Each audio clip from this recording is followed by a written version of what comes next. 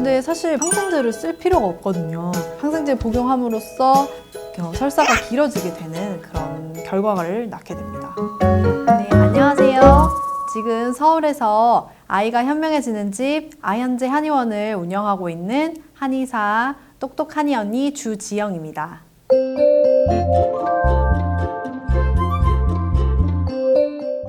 네, 벌써 6월 중순이 됐네요. 추웠던 겨울이 엊그제 같은데 벌써 이제 무더운 여름이 왔습니다. 네, 그래서 다가오는 여름철을 대비해서 우리 아이들이 쉽게 걸릴 수 있는 여름철 장염에 대해서 좀 정보를 나눠드리고자 해요. 최근에 저희 아이가 좀 설사를 심하게 했었어요. 좀 원인을 살펴보니까 돼지고기 수육을 잠깐 이렇게 상온에 놔뒀는데 그게 그새 그렇게 상했나 보더라고요. 아이가 계속 설사를 하고 배가 아프다고 하는 거를 한약 복용을 좀 시켰더니 한 3일 만에 완치가 되긴 했어요. 근데 처음에 열나고 이러니까 좀 겁이 나더라고요. 네, 급성으로 나타나는 장염은 보통 두 가지로 나눠볼 수가 있는데요. 크게는 비감염성 장염이랑 또 감염성 장염으로 나눠볼 수 있습니다. 둘의 비율은 보통 평소에는 반반 정도 되는데 여름에는 아무래도 좀 감염에 대한 그런 원인이 많이 생길 수 있다 보니까 조금 더 감염성에 대한 그런 비율이 높은 편이고요. 네, 비감염성 장염은 말 그대로 감염원이 없는 장염을 말하는데요. 항생제를 조금 부적절하게 복용을 한다든지 특정 음식에 대해서 개인적인 알러지가 나타난다든지 하는 원인에 의해서 생겨나고요. 그렇기 때문에 발열이나 구토 같은 것들은 조금 약한 편입니다. 감염성 장염은 반대로 이제 바이러스가 생산하는 그런 장독소라든지 아니면 세균에 의해서 장 점막이 상한다든지 하는 원인에 의해서 염증성 반응이 많이 보입니다. 대표적으로는 로타바이러스라든지 아니면 노로바이러스 이런 거 많이 들어보셨죠? 감염이 된다든지 아니면 음식을 잘못 먹었을 때 그 안에 있는 바이러스에 의해서 생겨나고요. 또 세균성으로는 많이 들어보신 살모넬라, 식중독균에 의해서 생겨납니다. 증상은 보통 복통, 설사, 구토, 발열 이런 여러 가지 증상이 나타나는데요. 네, 감염성으로 오는 장염도 두 가지로 나눠볼 수가 있는데 하나는 비염증성이고 하나는 염증성입니다. 비염증성은 보통 이제 장 점막의 실질이 이렇게 상한다기보다는 독소에 의해서 증상이 나타나는데요. 이런 경우에는 비교를 해봤을 때 조금 더 물설사, 쫙쫙 이렇게 빠지는 그런 설사가 나타나고 발열이나 이런 것들이 조금 약하게 나타난다는 특징이 있습니다. 그리고 반대로 염증성 장염은 장 점막이 실질적으로 상하기 때문에 굉장히 이렇게 발열이 고열로 나타나고요. 또 점액성 변이나 혈변이 나타날 수 있기 때문에 대변의 상태를 잘 봐주시는 게 좋습니다. 네, 장염에 걸렸을 때 공통적으로 나타나는 이런 설사라든지 구토 같은 증상이 지속이 되다 보면은 탈수 증상이 올 수가 있는데요. 사실 설사가 있을 때 가장 주의해서 봐야 되는 게 이 탈수 증상입니다.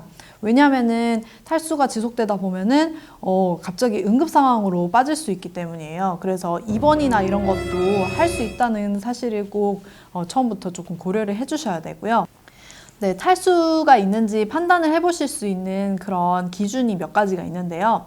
첫째로는 아이가 평소보다 목이 많이 마르다고 하거나 아니면은 둘째로는 소변이 이상할 때 소변을 예를 들어서 10시간 정도가 지났는데도 거의 안 봤다든지 아니면 소변색이 너무 진하다든지 또 세 번째로는 아이가 자꾸 눕고 싶다고 하거나 어지럽다 아니면은 자고 싶다 이런 증상을 평소보다 좀 많이 호소할 때 또 걱정을 해보셔야 되고요. 또 네 번째로는 평소보다 열이 잘 안 떨어진다 이런 느낌이 드실 때도 탈수의 징조일 수 있습니다.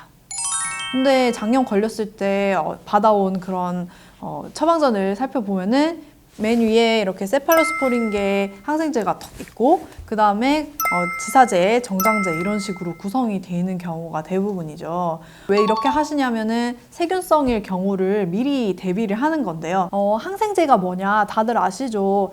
이거는 세균을 죽이는 약이죠. 원인균을 죽이기보다는 몸에 있는 유익한 균을 다 이렇게 피해를 보게 됩니다. 평소에 꾸준하게 먹어와서 이렇게 길러왔던 유산균총 같은 것들이 항생제 때문에 다 이렇게 죽어버리게 되는 것이죠. 항생제 복용함으로써 설사가 길어지게 되는 그런 결과를 낳게 됩니다. 네. 급성으로 심한 설사가 나타나거나 응급 상황인 경우에는 당연히 그에 맞는 대증 치료를 해야겠지만 급성기가 조금 가시고 난 후에는 빨리 어떻게든 장점막 기능을 회복시키는 것에 초점을 맞추는 게 훨씬 더 효과적인데요. 설사를 심하게 하면은 배의 기능이 굉장히 떨어지면서 장 운동이 저하가 되고요. 또 배가 굉장히 차가워지게 되죠. 따뜻하게 배에다가 뜸을 해주고 소화기를 지나가는 경락에다가 침을 놓는다든지 소화기 기능도 또 살리면서 회복도 빠르게 할 수 있습니다. 이때 쓸 수 있는 한약으로는 보통은 항균 기능이나 항바이러스 기능을 가진 그런 약재에다가 또 차가워진 배를 따뜻하게 해줄 수 있는 그런 약재들을 순하게 배합을 해서 쓸 수 있는데 구체적으로는 곽향이나 자소엽 등이 들어간 향소 전기탕이나 비화음 같은 그런 처방들을 응용을 하게 됩니다. 저희 병원에 와주신 분들이 많이 질문해 주시는 것들에 대해서 3가지 정도로 정리를 해봤는데요.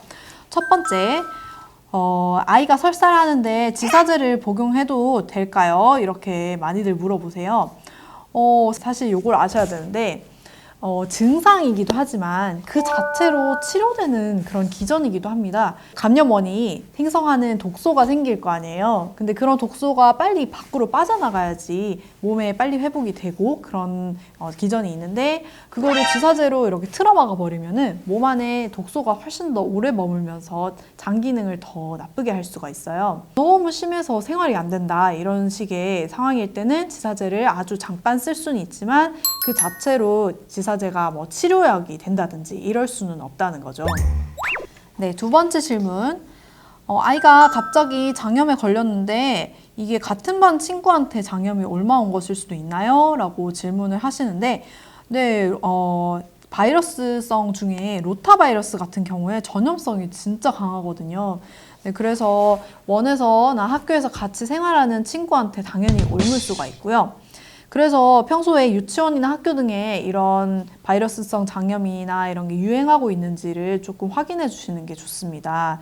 그리고 유행한다라고 그렇게 공지가 오면은 하원을 하거나 또 하교를 했을 때 아이가 이렇게 입에 뭔가를 넣기 전에 항상 손을 먼저 씻게 한다든지 이런 식으로 조금 더 청결에 신경을 써주시면 좋습니다. 네, 3번째 질문으로는 장염이 걸렸을 때 집에서는 어떻게 관리를 하면 좋은지 많이들 여쭤보세요.